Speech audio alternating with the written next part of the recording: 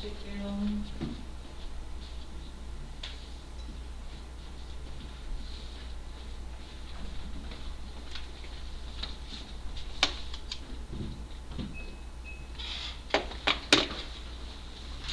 자, 유가증권 보겠습니다.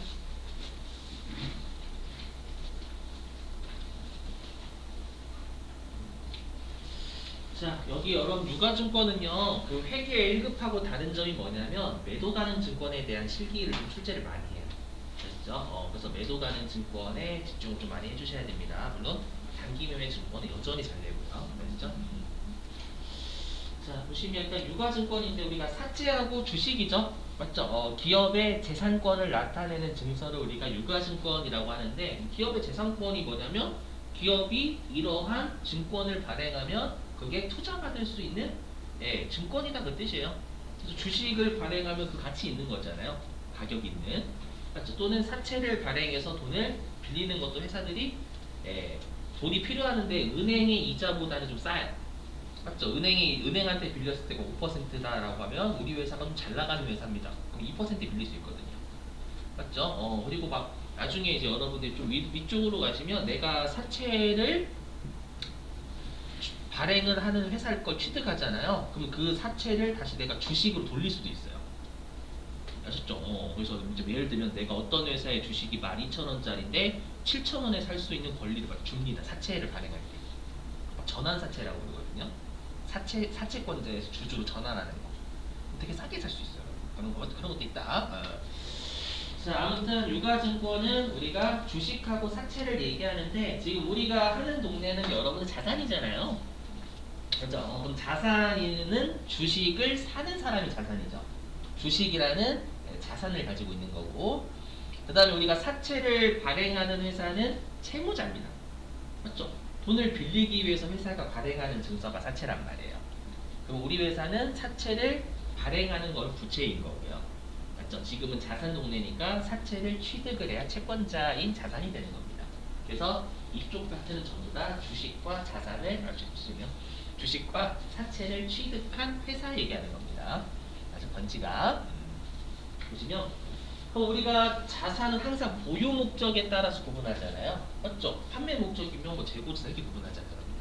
맞죠? 마찬가지예요. 그럼 이 유가증권, 주식하고 사채를 왜 내가 취득했는지에 따라서 계정 과목이 나뉘죠. 맞죠?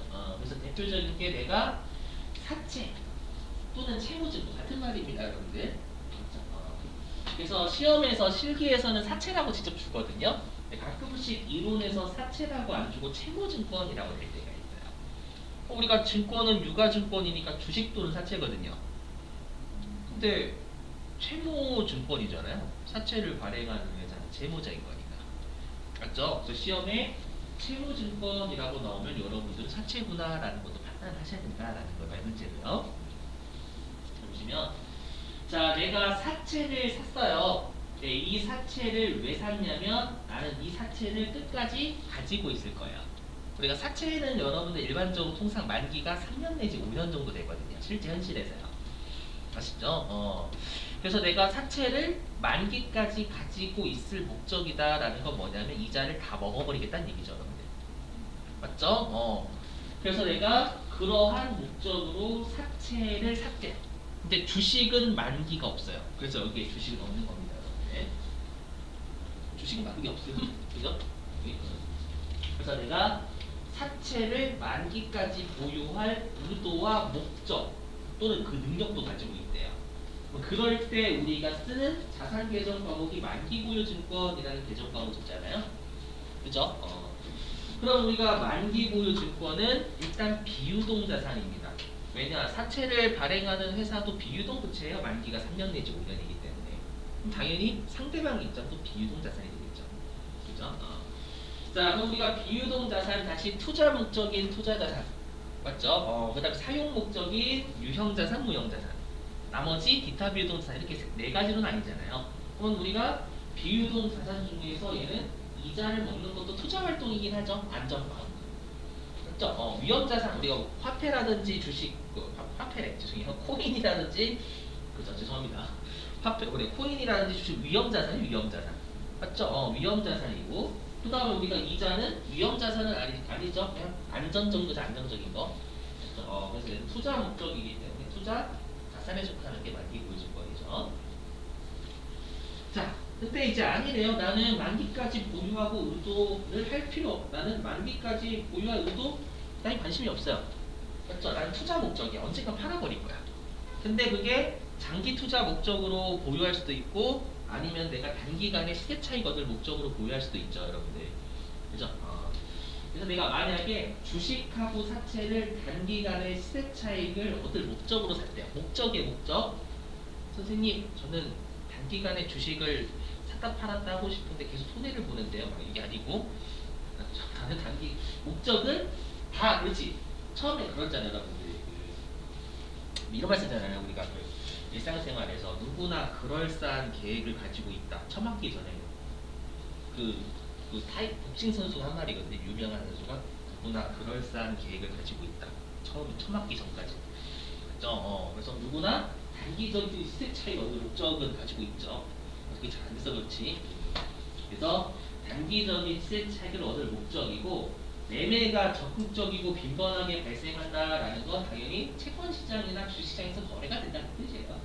아시죠? 그럼 이러한 목적으로 주식하고 사채를 산 거예요.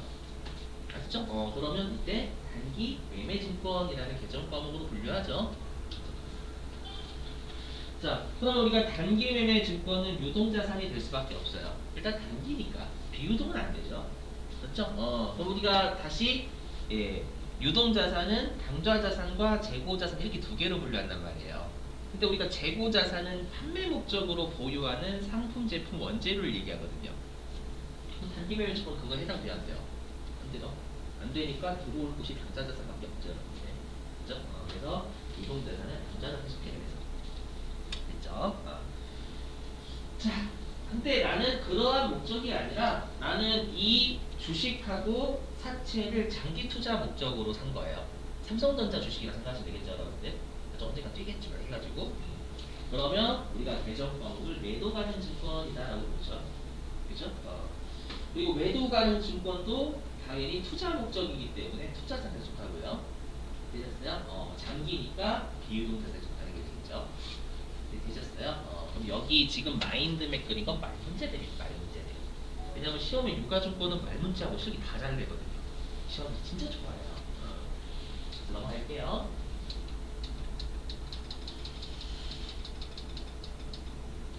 중요한 게 이쪽입니다. 근데 여러분들이 하나 아셔야 될 게 있어요. 뭐냐면 회계는요. 우리가 중요한 게 기업의 성과가 가장 중요해요. 그 말은 좀 이익이 되게 중요한 거예요. 이익. 그래서 실제로 이익을 조작하는 걸 되게 싫어합니다. 회사가 이익을 조작하는 걸 되게 싫어해요. 일단 그걸 전제로 까시고 볼게요. 보시면 자, 우리가 단기 매매 증권, 매도 가능 증권, 만기 보유 증권을 비교하는 문제를 출제를 꽤 하는 편입니다.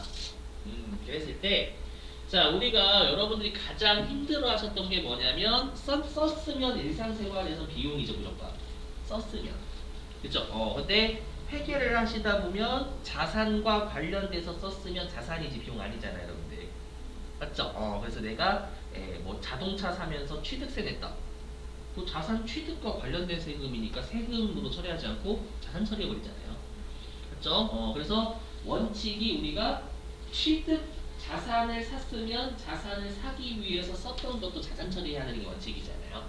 맞죠? 근데 어떻게 배우셨냐면 단기 매매 증권만 예외적으로 취득할 때 수수료를 비용 처리해버리죠. 그죠? 이유는 실무의 실제 업무 편의상이에요. 아시죠? 단기 매매 증권 취득할 때마다 자산 처리하면 자산은 여러분들 다음 연도로 계속 넘어가니까 관리를 해야 돼요. 근데 이 단기 매매 증권은 주로 단기 투자 목적이니까 단타잖아, 단타. 단타는 수수료 무장이 나가거든요. 계속. 맞죠? 수수료 계속 나가면 그걸 별도로 자산 계속 잡는 건 너무 힘들어요. 별도로 관리해야 되기 때문에. 그래서 그냥 실무 편의상 비용하는 거예요. 되셨어요? 오늘 여기 보시면. 자, 그러면 우리가 단기 매매 증권은 취득할 때 수수료를 비용 처리하잖아요. 그 비용 처리하는 건 당기순이익에 영향을 줘요, 안 줘요? 주죠, 여러분들. 우리가 수익 빼기 비용이 이익이잖아요. 맞죠? 그래서 비용으로 처리한다라는 건 이익에 영향을 준다라는 거예요. 있다라는 얘기죠. 근데 우리가 매도 가능 증권이나 만기 보유 증권은 다 원칙인 자산에다가 취득부대 비용 더해서 자산 처리하거든요. 그렇죠? 그 말은 이 두 가지는 이익에 영향을 주지 않아요. 이해되시겠어요? 좋고요. 자, 그 다음에 이제 공정가치 평가입니다.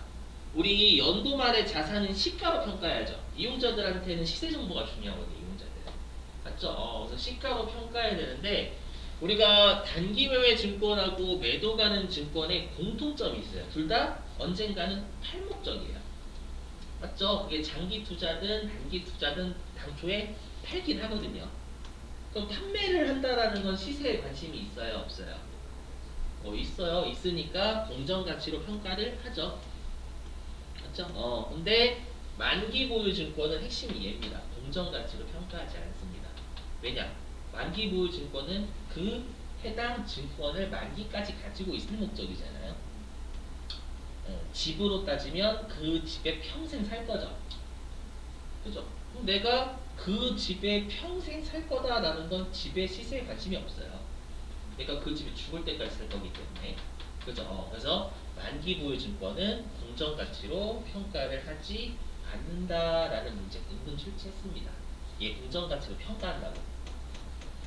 아시죠? 만기 보유 증권은 공정가치 평가하지 않습니다, 여러분들. 아시죠? 자, 그리고 저기 보면, 자, 그럼 우리가 단기 매매 증권하고 매도 가능 증권은 공정가치로 평가하잖아요. 맞죠? 우리가 공정가치로 평가한다고 해서 그게 실제로 나한테 이익이나 손실은 아니에요. 맞죠? 여러분, 예를 들면 내가 삼성전자 주식을 내가 얼마 전 8만 원 주고 샀어요. 근데 시가가 계속 떨어져. 근데 내가 아직 안 팔았어. 그럼 이건 손실 아닌 거예요. 맞죠? 팔아야 손실이지. 이해되시겠어요? 그래서 우리가 공정가치가 변동이 됐다고 요거 수익 또는 비용이 아니에요. 미리 얘기하면. 그죠? 그리고 우리가 평가했다라는 것 자체만으로는 실제로 실현된 게 아니에요. 맞죠? 그래서 우리가 원칙적으로 이렇게 실현이 되지 않은 걸 미실현이나 미실현. 맞죠? 미실현된 손익은 원칙이 여기 자본의 기타 포괄 손익 누계액으로 가는 게 원칙이에요. 아시죠? 기타 포괄 손익이 미실현된 손익이다 그 뜻이거든요. 그렇죠? 요게 평가가 계속 쌓일 거 아니에요. 그렇죠? 그래서 자본의 기타 포괄 손익 누계액으로 가는 게 원칙이에요. 그럼 여러분 기타 포괄 손익 누계액은 자본이니까 이익에 영향을 줘야 안 줘요? 아직 그렇죠? 이익에 영향 안 줘요. 하지만 단기 매매 증권은 다르죠. 우리가 단기 매매 증권은 평가 이익이나 평가 손실을 아마 여러분들이 영업의 수익이나 영업의 비용으로 처리한다라고 배우셨을 거예요. 이거는 이유 하나도 안 중요해요. 뭐냐면 단기 매매 증권 단타 목적이에요. 장기 투자는 평가가 어떻게 됐든 나중에 최종적으로 파는 게 중요해요.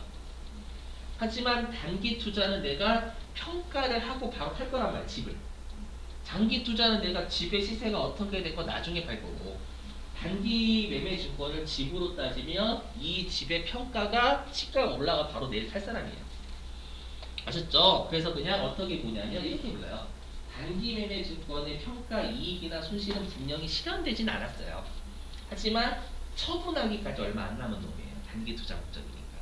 그래서 그냥 처분하기 전에 그냥 평가할 때 실현된 것으로 가정한다 이렇게 돼 있거든요. 되셨어요? 그래서 얘가 예외인 거예요. 얘가 이상한 놈이야, 이상한 놈. 그러면 얘가 영업의 손익이잖아요. 그러면 이익에 영향 줘야 안 줘요? 주죠, 여러분들. 영업의 수익이나 영업의 비용이라는 건 이익에 영향 주잖아요. 맞죠? 그러면 종합을 하면 단기 매매 증권은 이익에 영향을 주네요. 단기 매매 증권으로 분류가 되면. 여기까지는 이해되셨어요? 자, 그럼 우리가 회계에서는 우리가 회계 1급 때 이런 거 배웠죠. 내가 처음에는 장기 부채였어요. 장기 부채였다가 시간이 지나다 보면 단기 부채로 바뀌잖아요. 맞죠? 그래서 유동성 장기 부채라고 여러분 재분류하는 거 배우셨죠? 맞죠? 마찬가지예요. 만약 예를 들어 가지고 내가 삼성전자의 주식을 장기 투자 목적으로 가지고 있었어요. 원래. 그런데 삼성전자의 주식이 다음날 5만 원이 뛴 겁니다. 뭐 예를 들어 가지고 그럴 일 없겠지만, 그래서 5만 원 뛰었대. 그러면 장기 투자예요?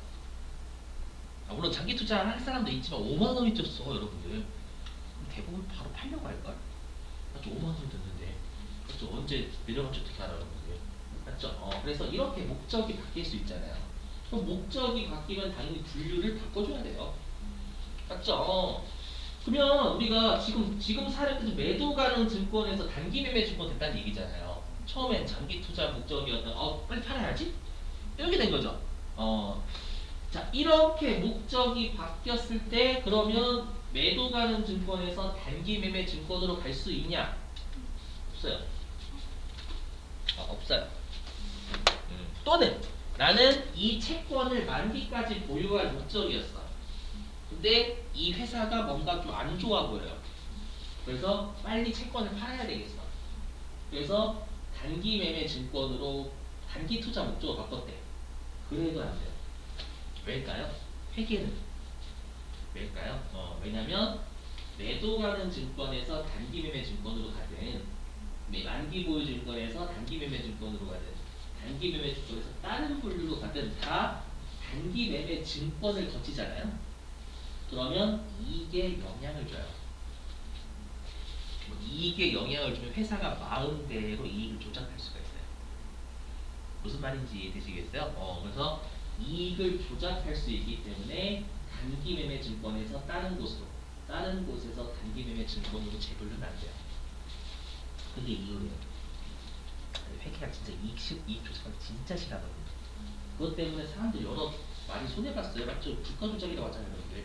맞죠? 이익 부풀려가지고 막 계속 올랐다가 갑자기 한꺼번에 슉 팔아버리는 거. 맞죠? 그거 진짜 싫어요. 자, 근데 이럴 수는 있어요. 예를 들면 요건 가능해요. 예를 들어서 이것도 시험에 말 문제. 자, 단기 매매 증권이 시장성을 상실했대요.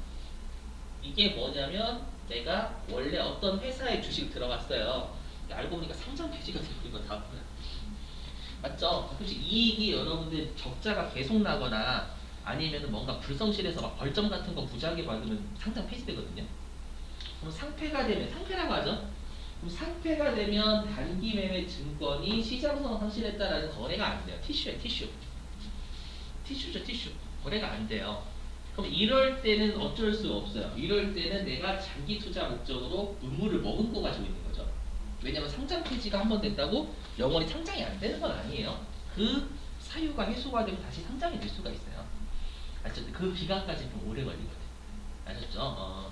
그래서 시장성을 상실했어도 그때는 우리가 매도 가능 증권으로 분류를 할 수 있어요. 이런 경우는 가능하겠죠. 아셨죠? 자, 그 다음에 두 번째. 이것도 시험에 낸 적이 있듯. 왜냐면, 자, 매도 가능 증권 있죠. 만기 보유 증권은 서로 간에 재분류가 됩니다. 얘네 둘은 왔다 갔다 할 수 있어요. 왜냐면 이 둘은 이익에 영향이 없어요. 이익에 영향이 없으니까 매도 가능 증권하고 만기 보유 증권은 분류가 바뀌면 서로 간에 왕래가 됩니다. 아셨죠? 네, 되시겠어요? 자, 그러면 이제 실기예요. 뭐냐면 보시면 그러면 내가 장기 투자 목적이었다가 단기 투자 목적으로 바뀌면 재분류 못 한다면서요. 근데 난 분명히 그런 의도가 있거든.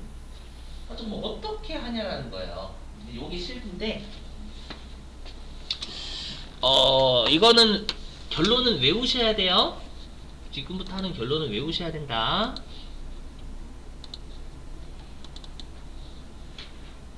보시면은요.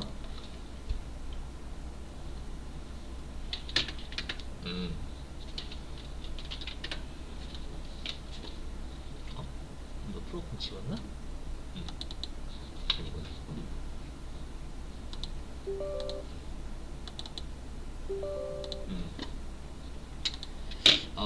여러분들 여기 보시면 이거 뭐야?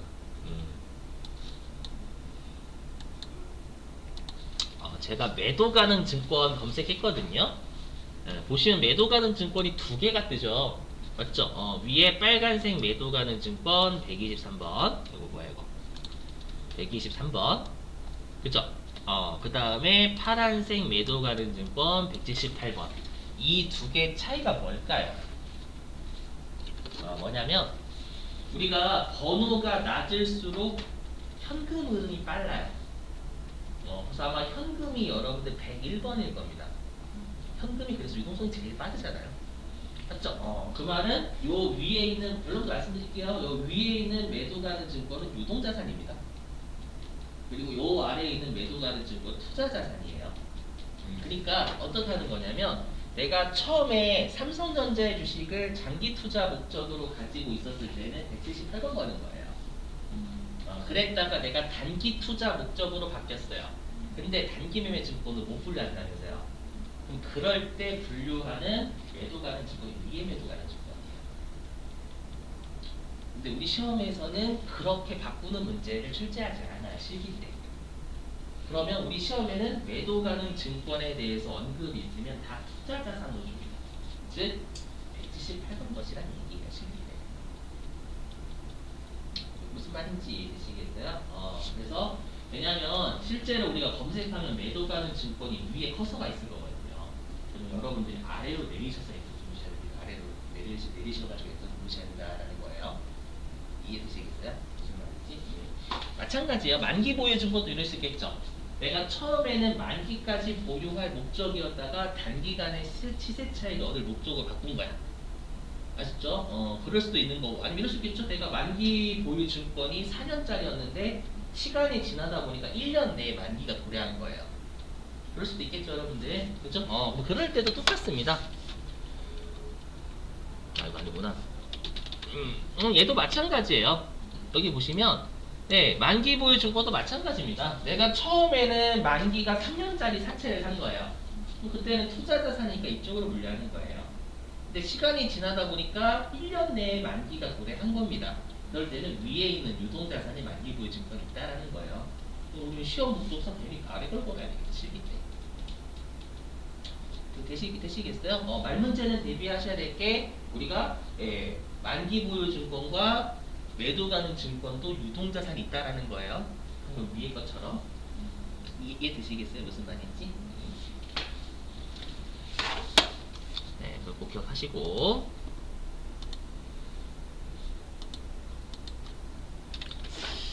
자, 그 다음에 이제 하나하나씩 볼게요. 단기 매매 증권. 보시면 취득원가. 자, 우리 시험에는 주로 단기 매매 증권이든 매도 가능 증권이든 다 주식으로 줍니다. 사채가 좀 어렵기 때문에 그래요. 사채에 대한 건 나중에 여러분들이 재경관리사나 세무 1급 가시면 배우시게 될 거고. 자, 여기인데요. 자, 일단 중요한 게 있어요. 여러분들 우리 회계 1급 때 주식을 발행하잖아요. 그럼 주식을 발행하는 회사 입장에서 자본금이 늘죠. 그럼 자본금 무조건 뭐 써요? 맞아, 액면금액 쓴다라고 배우셨죠? 표정이 무슨 말이지? 내 표정 그죠? 자, 액면금액인데 그러니까 여러분들은 시험에 혹시라도 주식에 액면금액이 나오면 그냥 시험 목적상은 그 회사가 처음 설립되었을 때 한 주당 금액이다라고 생각하시면 돼요. 뭐 예를 들면 삼성전자의 주식이 액면금액이 100원이거든요. 그럼 삼성전자가 처음 설립되었을 때 한 주당 100원짜리 회사였다라고 생각하시면 됩니다. 그건 솔직히 정확한 의미는 아닙니다만 시험 목적상 괜찮아요. 아셨죠? 자, 근데 조심할 게 있어요. 뭐냐면 자, 내가 단기 매매 증권이라는 게 다른 회사의 주식을 산 거죠. 단기 투자 목적으로. 여러분들이 삼성전자 주식을 산 거예요. 그럼 삼성전자 주식 액면가액이 100원이거든요. 100원 주고 살 수 있어요? 없어요? 못 사요. 그 말은 뭐냐면 내가 단기 매매 증권을 취득할 때는 액면금액 안 씁니다. 근데 시험에서는 액면금액으로 여러분들을 낚아요. 예를 들면 시험 이렇게 내가 삼성전자의 주식 뭐 완주 완주를 한 주당 뭐 지금 8만원? 한 주당 8만원 액면금액은 100원에 취득하였다. 이렇게 던져준다라는 거예요. 그럼 100원은 의미가 없는 게 내가 다른 회사의 주식을 살 때는 액면금액 가지고 못 사, 일반적으로. 그죠? 그래서 근데 시험에서는 액면 금액하고 매입 금액을 좀 비슷하게 주거든요. 5,000원, 6,000원 이렇게 좀뭐 현혹돼 있어요. 그래서 다른 회사의 주식을 살 때는 액면 금액은 안 씁니다. 아시죠? 그래서 그냥 취득 원가로 잡으셔야 돼요. 액면 금액 함정. 아시죠? 자, 그리고 우리 취득과 관련해서 발생하는 취득 부대 비용 처리하죠. 그때 쓰는 계정 과목이 여기 수수료 비용이잖아요. 그렇죠? 근데 우리가 비용 쪽은 중요한 게 500번대, 공장 500번대, 본사 판매비와 관리비 800번대, 영업 외 수익이나 영업외 비용 900번대 적잖아요, 여러분들. 여기는 900번대 적어요. 900번대라는 건 어떤 비용이라는 얘기예요? 영업의 비용이죠. 그럼 여기는 왜 900번대 쓸까요? 외우면 되시죠, 900번대 쓴다는 거. 왜냐면 우리 회사의 주된 영업 활동을 뭐로 가정해요? 회계 1급이든 세무 2급이든 제조업 출제예요. 재고 자산을 사고 파는 게 주된 영업 활동으로 전제를 깔아버립니다. 뭐 단기 매매 증권, 다른 회사의 주식을 사는 건 우리 회사의 주된 영업 활동은 아닙니다. 그래서 영업 외의 비용을 쓰는 거예요.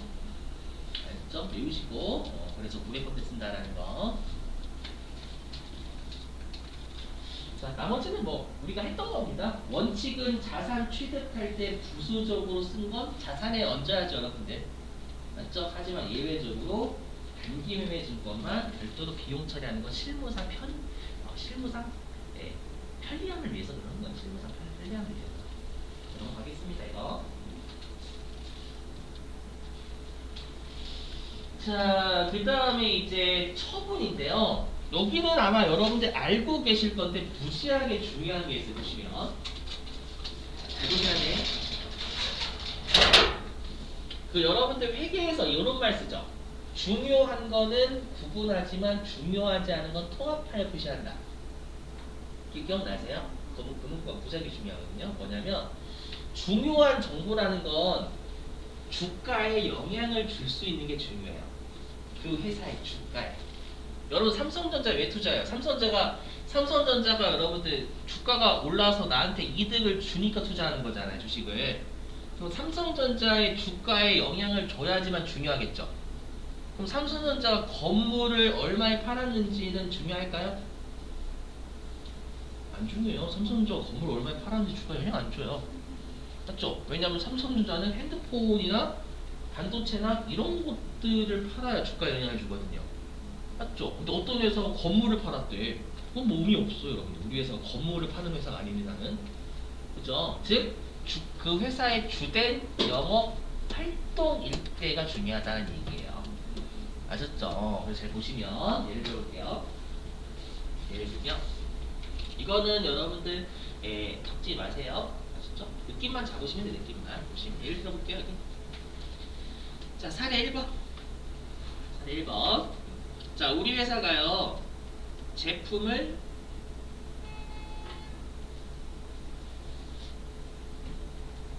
네, 7,000원에 제조해서요.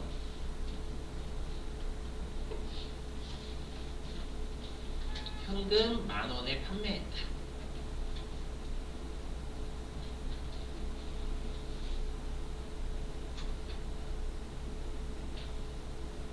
그리고 수수료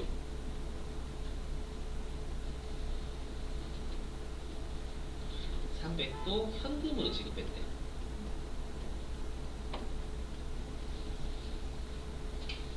되셨어요? 이렇게? 그럼 이거 분계 끊는데 어떻게 분계 끊냐면 아마 여러분이 이 분계는 알고 계실 거예요. 현금 10,000원에 제품 팔았으니까 대변에 제품 매출 잡죠. 10,000원.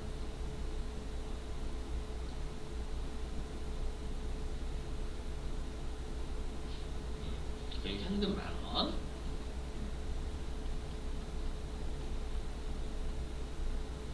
그죠? 이렇게 잡고.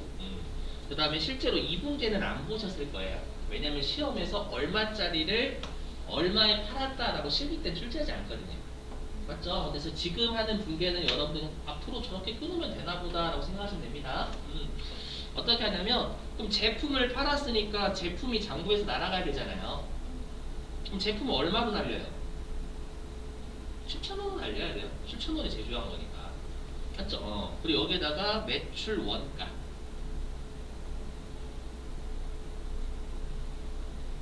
7,000원 실제로 이렇게 분개해요. 이렇게 분개해요, 여러분들. 우리 시험에서는 이거 안 줬을 거예요, 여태까지. 그럼 여러분들 앞으로 시험에 나면 2분개만 하면 돼, 2분개만. 아시죠? 그리고 어떻게 하냐면 현금 300원 지급했잖아요, 수수료.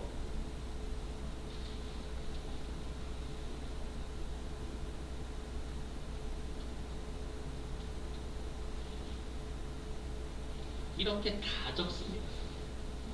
실제로 그게 이렇게 하거든요. 물론 여기가 현금 9,700원이긴 해요.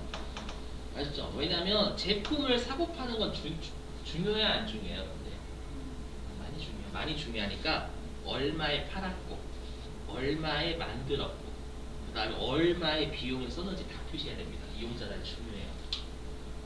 아셨죠? 근데 얘를 뭐로 바꿀 거냐면 얘를요 뭐로 바꿀 거냐면 건물로 바꿔볼게. 건물로. 얘가 만약에 건물이 돼. 얘가 만약에 건물이 돼. 이렇게 건물을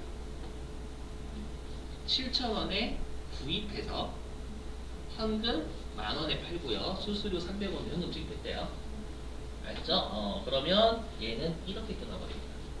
빨간색 끊을게요. 비교하기 위해서. 일단은 네 건물 7,000원. 이분기 아마 알고 계실 거예요. 7,000원. 맞죠? 7,000원 이렇게 끊고요. 현금 9,700원. 10,000원 팔았다가 수수료 3,000원 지급했으니까. 맞죠? 그럼 여기에 유형자산 처분이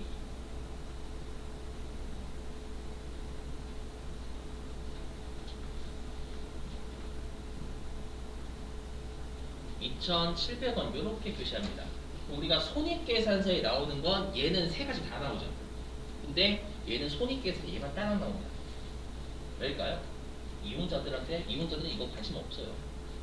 관심 없으니까 그냥 딸랑 처분. 그래서 그냥 퉁쳐서 얼만데 요거예요. 근데 여기는 이용자들이 관심 있어 하는 거예요. 절대 제가 앞으로 이용자라고 하면 여러분들 아니야. 저도 관심 없는데요, 라고 생각하시는데. 맞죠? 삼성전자에 투자한 사람들이 이게 무지하게 중요해. 맞죠? 이 비용 무지하게 썼다가 주가 확 떨어진단 말이야, 여러분들. 맞죠? 그렇기 때문에 저 이 제품 팔기 위해서 얼마에 만들었고 얼마 썼는지 다 표시해요. 무슨 말인지 이해되시겠어요? 이게요? 오케이? 그래서 일단 그래서 중요한 게 뭐냐면 다시 여기 단기 매매 증권 들어오면 그럼 여기 단기 매매 증권도 팔 때 수수료 내거든요. 나라의 세금 내야 증권거래세라고 해가지고요. 그럼 단기 매매 증권을 팔잖아요. 그러면 단기 매매 증권 팔면 얘처럼 끊을까요? 얘처럼 끊을까요? 얘처럼 끊어요. 왜냐면 우리 회사의 주택용 활동 아니거든요. 아셨죠? 이게 만약에 채권회사나 주식회사면 이렇게 끊어야 돼요. 근데 우리 회사는 채권회사나 주식회사가 아니잖아요. 맞죠? 재고자산 사고 파는 회사지. 그래서 그냥 얘처럼 하는 거죠. 맞아요, 여기. 만약에 매각할 때 수수료가 있대요. 여기에서의 매각은 단기 매매 증권과 같은 주된 영업 활동 아닌 애를 얘기해요. 그때는 매각 금액에서 수수료를 차감하지 비용 처리하지 않습니다. 이게 핵심이에요. 처분할 때 비용 처리할 수 있는 건 재고자산뿐만이에요. 아셨죠? 이마인. 그러니까 항상 중요하다 안 중요하다는 여러분들이 그 회사의 주주라고 생각하시고 주가에 주된 많은 영향을 주는 곳이 주된 영업 활동인 거예요. 그거 아니면 중요한 거 아닙니다. 아셨죠? 절대 내 마인드에 생각하시면 안 됩니다. 내가 그 회사에 투자했다라는 마인드를 가지셔야 이게 이해가 돼요. 아셨죠? 무슨 말인지. 아셨죠? 이거 시험에 진짜 많이 수수료비 많이 줬거든요. 실제로 제가 돌아다니다 보면 실기할 때 돌아다녀요, 여러분들. 그래서 돌아다니다 보면 좀 많이 틀리시는 카테가 또 여기에요. 아셨죠? 이거 주의.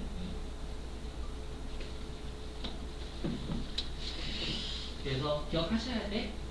단기 매매 증권 처분할 때 수수료는 별도로 비용 처리하지 않고 그냥 받은 금액에서 까버립니다. 통신사 안 하는 거예요.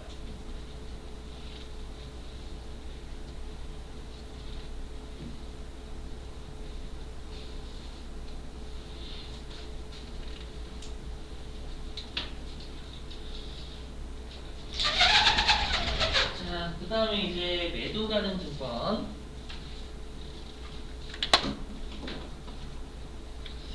여러분 제가 수업을 좀 어떻게 진행을 하냐면 진도대로 안 나가요. 그거는 여러분들 왜냐면 제 개인적인 입장인데 그 지금 여러분들 우리 유가증권 하고 있잖아요. 유가증권을 같이 해야지만 뭔가 제 입장에서는 시너지가 난다라고 생각을 개인적으로 해요. 아셨죠? 제가 시너지라는 단어 진짜 좋아하거든요. 저만 좋아해 저만. 그래서 방금 단기 매매 증권 했으니까 비교하기 위해서 매도 가는 증권 바로 하겠습니다. 단기 보유 증권 하고요. 자 보시면 일단 아까도 설명드렸지만 매도 가는 증권은 취득할 때 수수료 별도로 비용하지 않습니다. 똑같이 자산하는데 일단 178번 쓰셔야 된다라는 거 잘 쳤어요. 자 그리고 우리가 배당받을 수 있잖아요. 주식 가지고 있으면 맞죠? 그랬을 때 우리가 대변으로 배당금 수익이라는 개정 과목 쓰죠. 그쵸? 근데 미리 외워두실 게 뭐냐면 주식 배당은 배당금 수익이라는 개정 과목 안 씁니다. 받을 때. 그건 나중에 자본 가서 설명할 거예요. 그렇죠? 지금은 말 못해. 아시죠? 나중에 자본 가서 설명하겠습니다. 세무 2급을 최근에 이제 써두세요. 현금 배당은 회계 처리하지만 주식 배당은 받는 놈 없습니다. 회계 처리. 그 이유는 나중에 설명. 자, 됐고요. 자, 그 다음에 이제 우리 시험에 잘 나오는 게 요 매도 가능 증권의 기말평가예요. 출제 진짜 잘하거든요. 여기. 자, 보시면. 자, 우리가 매도 가능 증권의 시가가 오르면 차변에 매도 가능 증권 늘리죠. 그죠? 그리고 대변에 매도 가능 증권 평가이익 잡을 거란 말이에요. 어렵지 않죠, 여러분들? 자, 그리고 매도 가능 증권의 시가가 떨어지면 대변으로 매도 가능 증권 까면서 차변으로 매도 가능 증권 평가 손실 잔단 말이에요. 그죠? 자, 근데 여러분들이 매도 가능 증권 평가 이익과 평가 손실은 기타 포괄 손익 누계액으로 처리한다 이렇게만 배우셨을 거예요. 근데 엄밀히 얘기하면 둘은 기타 포괄 손익 누계액은 맞지만 하나는 플러스고 하나는 마이너스예요. 뭐 이게 의미가 있으니까 제가 열심히 설명하겠죠. 플러스하고 마이너스가 뭐냐면 자 보세요. 그 여러분들 기타 포괄 손익 누계액은 자본의 한 요소죠. 그럼 기타 포괄 손익 누계액의 플러스다라는 건 자본의 플러스라고 정의해도 되겠네요. 큰 관점에서. 그죠? 자, 그 다음에 기타 포괄 손익 누계액의 마이너스는 자본의 마이너스라고 해도 되겠네요. 그죠? 뭐냐면 보시면 자, 우리가 자산 빼기 부채가 자본이잖아요.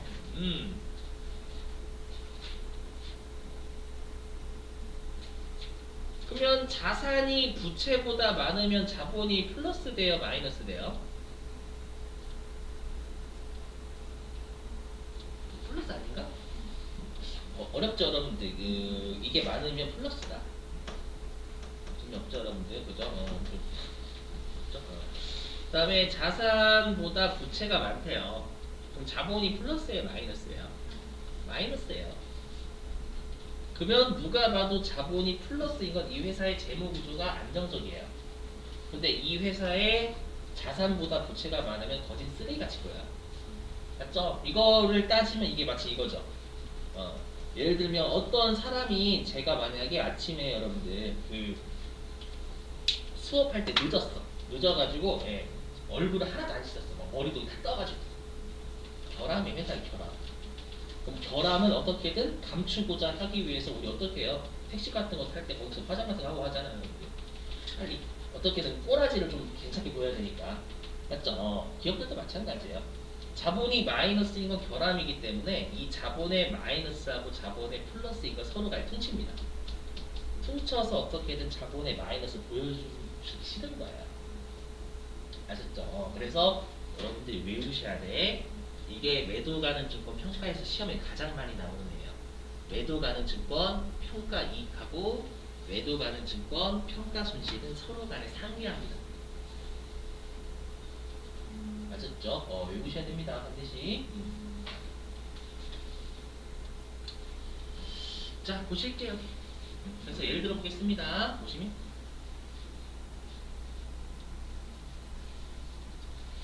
자, 예를 들어 볼게요. 3번은 그냥 좀 퉁친다는 뜻이에요. 상계. 보시면. 자, 매도 가는, 자, 장부 금액이 150원인 매도 가는 증권 있죠. 요게 X 1년도 말에 공정 가치가 70원이래요. 그럼 여기까지 보면 매도 가는 증권 평가 손실이 80원이 나온 상황이에요.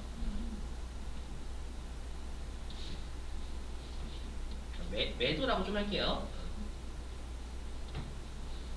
80원이 나오는 상황이에요. 그죠? 여기까지만 보면은요. 자, 근데, 자, 전기 말에 장부상 매도 가는 증권 평가 이익이 50원이 있다. 라고 시험에서는 안 줘요. 표. 요거를 여러분이 판단할 게 된다는 얘기예요. 됐죠? 그럼 보시자마자, 이거 평가 손실, 이게 매도 가는 증권 평가 손실이 뜨는 상황인데 평가 이익이 있네. 그러면 우리가 서로 간에 상계한다라는 건 기존에 있는 것부터 먼저 깐다는 얘기잖아요. 됐죠? 그래서 어떻게 하냐면 일단 매도 가는 증권은 80원이 줄긴 했어요. 150원에서 70원 줄었으니까 80원 줄여야 대변으로요. 근데 우리가 서로 간에 상계다라는 건 이거 잡기 전에 원래 있었던 놈부터 까란 얘기잖아요. 그럼 매도 가는 증권 평가이익은 태생이 어디예요? 본래 위치가 대변이죠. 대변이니까 없애면 차변으로 일단 50원 먼저 까라는 거예요. 되셨어요? 또 나머지 얼마가 모자라요? 차변에 30원 모자르죠. 30원만 매도 가는 증권 평가 손실 잡으라는 얘기예요. 왜냐면 우리가 이론상으로 툭 치면 매도 가는 증권 평가 손실 30원 있는 게 맞죠. 맞죠? 근데 분계에서의 상계는 반대편을 까는 걸 상계라고 하거든요. 이해되시겠어요? 그래서 이렇게 끊으시라는 얘기예요. 이해되시겠어요? 넘어갈게요. 그러니까 이거를 평가 손실 30해서 매도 가는 증권 30을 써야 되는 거예요? 응? 아니면 아니 이렇게 다 이렇게 왜 다 쓰는 거 이렇게. 그거는 에, 80%가 나와요? 저 이거 80 잡고 이거 50 먼저 까고 나머지만 30 이렇게. 여러분들이 그 4번 파트에서 배웠던 거하고 똑같아요. 주식발행 주가하고 상계하는 거. 이렇게 합니다. 그래서 매도 가는 증권 평가 문제가 나오면 반드시 이걸 기억하셔야 됩니다. 이걸 항상 물어봐요. 처음에. 자, 됐고요. 이제 하나 하고 여러분들 좀 쉴게요.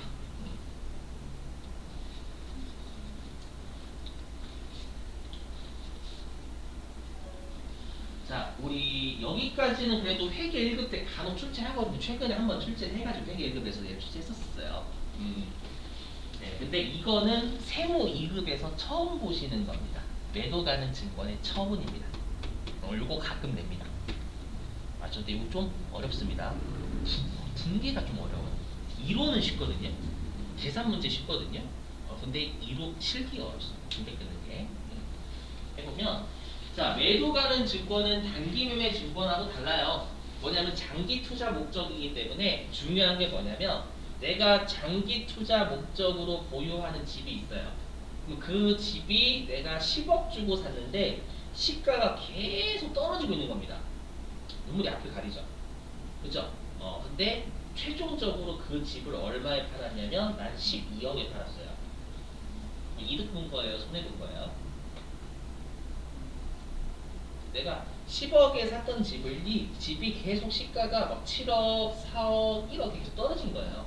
근데 최종적으로 12억에 팔았어요. 이득 본 거예요? 손해 본 거예요?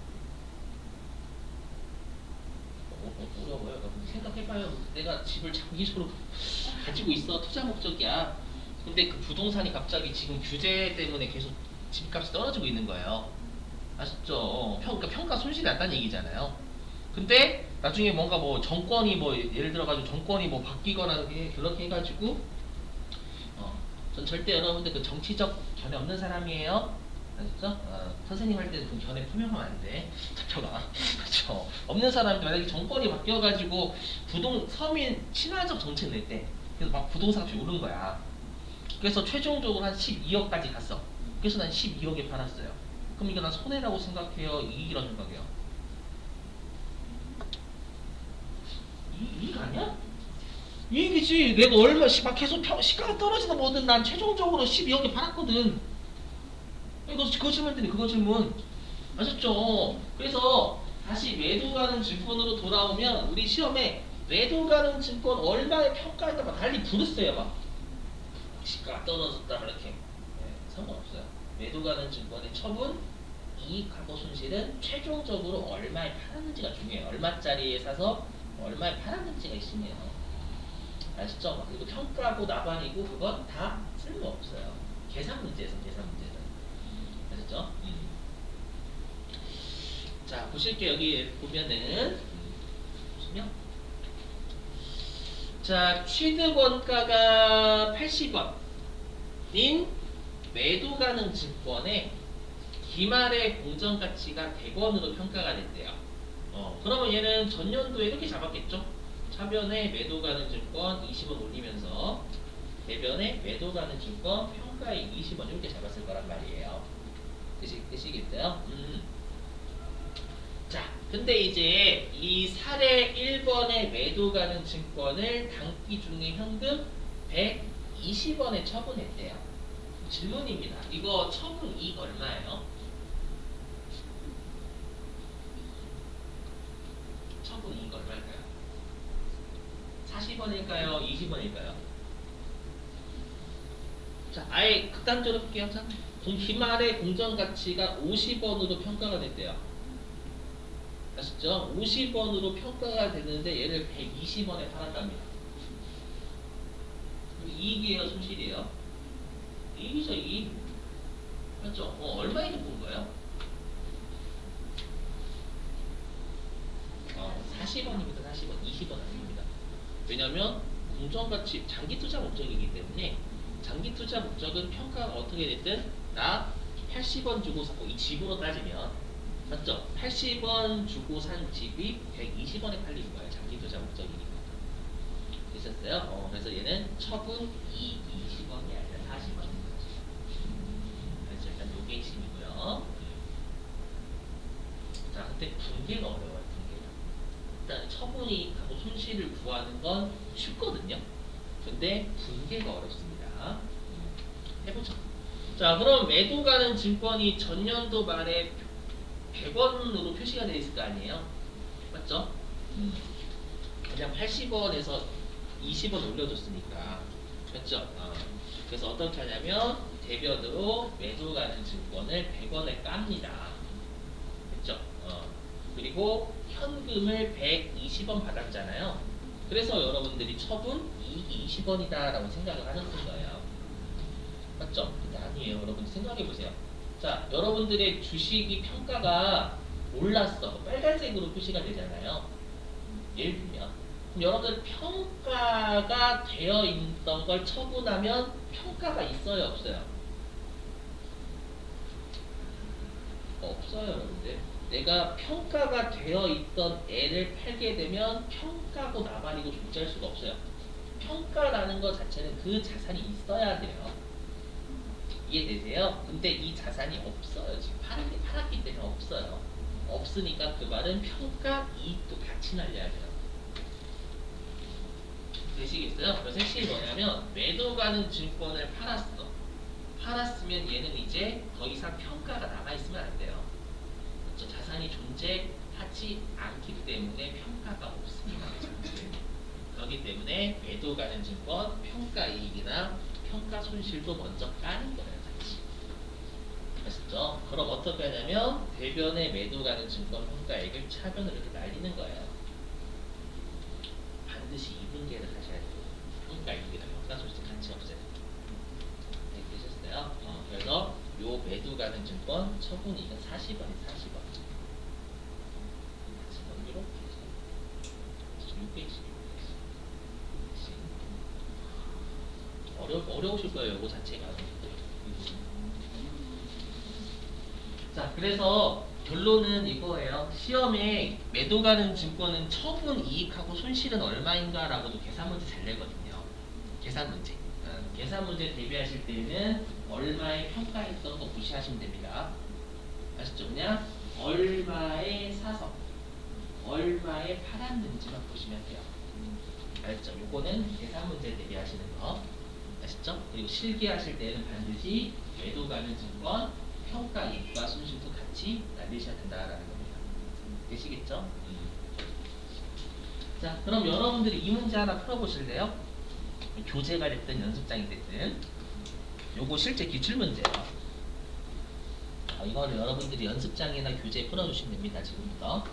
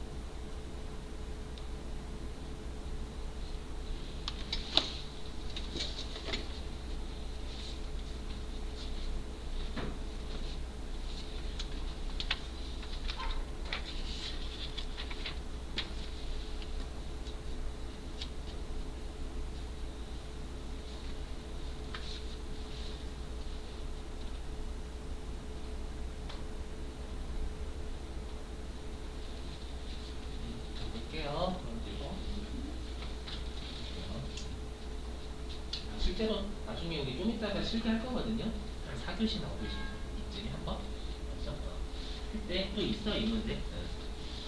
자, 이거는 실제 기출 문제를 여러분 안 바꾼 거야, 안 바꾼 거고 좀 이따가 푸시 실기는 제가 바꿔버리고 보시면 자, 일단 여기 매도 가능 증권 투자 자산이라고 돼 있으니까 일단 178번 쓴다 그 뜻이에요.